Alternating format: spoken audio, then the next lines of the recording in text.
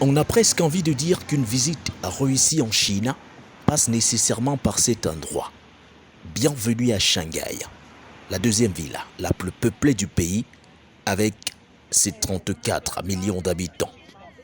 La politique d'urbanisation a été bien pensée au point où Shanghai n'a rien à envier à toutes les autres grandes métropoles du monde avec son aménagement sophistiqué. Son style, bien différent de celui de Pékin, illustre à ravir son dynamisme inouï. À la zone de Luxianshui de Pudong par exemple, la ville affiche un décor surréaliste venant d'une science-fiction. Un décor qui vous plonge dans un univers féerique une fois la nuit tombée.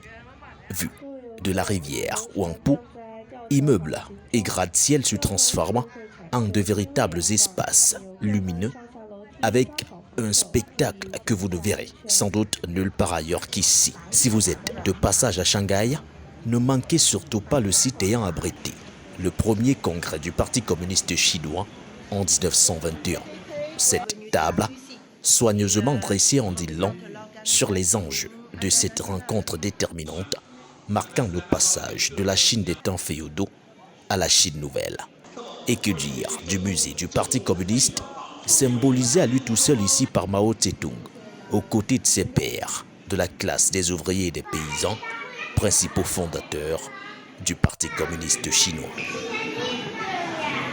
Bonjour à tous, nous sommes à Shanghai. Juste derrière moi, c'est le musée du premier Parti communiste chinois. À quelques encablures d'ici, vous retrouverez bien sûr le site du premier Parti communiste chinois. Dans cette salle est immortalisé tous les noms ayant marqué la guerre de révolution, de libération de la Chine nouvelle, de la création du Parti communiste à la création bien sûr du Parti nationaliste en 1911, les visages marquants, le docteur Sun Yat-sen, Chiang Kai-shek ou encore bien sûr Mao Tse-tung.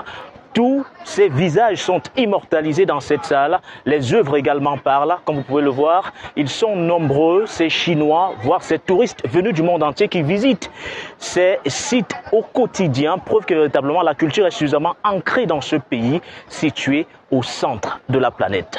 Depuis Shanghai, je suis Baudelaire Guéné pour For You Media Africa.